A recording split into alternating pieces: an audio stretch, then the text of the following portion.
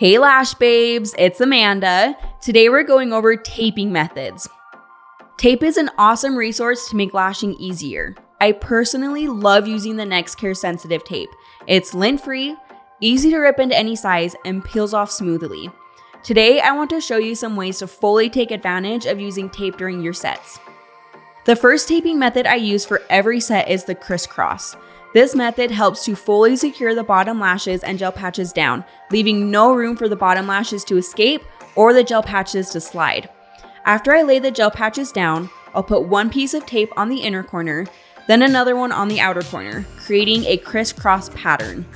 You can also fold down the corner of the tape that lays by the tear ducts to make the service more comfortable for your clients.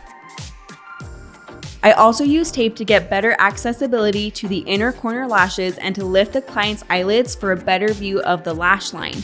For the inner corners, I place a piece of tape horizontally on the inner eyelid and gently pull the eyelid towards the outer corner.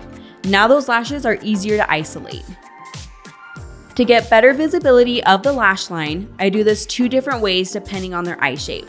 The first way is by placing the tape vertical on the eyelid by the lash line and pulling up.